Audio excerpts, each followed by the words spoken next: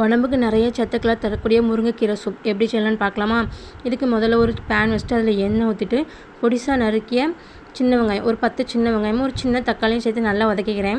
அதை கொஞ்சம் வதங்கினோடனே ஒரு அரை டீஸ்பூன் இஞ்சி பூண்டு பேஸ்ட்டு சேர்த்து நல்லா வதக்கிக்கிறேன்.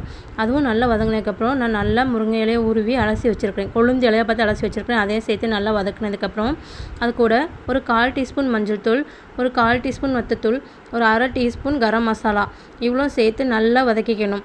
நல்லா வதக்கிட்டு இதுக்கு தேவையான ஒரு 4 டம்ளர் தண்ணி ஊற்றிருக்கிறேன். நான் அந்த 4 டம்ளர் தண்ணியும் 2 டம்ளர் தண்ணியாக வற்ற வர அளவுக்கு நிறைய கொதிக்க விடணும். இது நல்லா கொதித்து இந்த 4 டம்ளர் தண்ணி அந்த 2 டம்ளர் தண்ணியாக வற்றினதுக்கப்புறம் 1 டீஸ்பூன் மிளகுத்தூள், அரை டீஸ்பூன் உப்பு சேர்த்துக்கிறேன். உப்பும் மிளகுத்தூளும் தேவையான அளவுக்கு நீங்கள் சேர்த்துக்கலாம். டேஸ்ட் பார்த்து 2வது சேர்த்துக்கோங்க. இது நல்லா இப்போ ரெடி ஆயிடுச்சு. இதை ஒரு கிண்ணத்தில் ஊற்றி நான் கொடுத்துட்றேன்.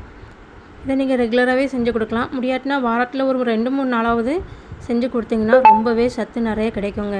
இதை நீங்கள் ட்ரை பண்ணி பாருங்கள். இது ரொம்பவே ஈஸி தான், ரொம்ப கஷ்டம் இல்லை. மிஞ்சி போனால் 1/4 மணி நேரத்தில் நீங்கள் ரெடி பண்ணிடலாம். அவ்வளோ நிறைய சத்துக்கள் இருக்குது. ட்ரை பண்ணி பாருங்கள், ரொம்ப ஈஸி தான். வீடியோ பிடிச்சா லைக் பண்ணுங்கள், ஷேர் பண்ணுங்கள், மறக்காமல் நம்ம சேனலை சப்ஸ்கிரைப் பண்ணுங்கள். தேங்க்யூ.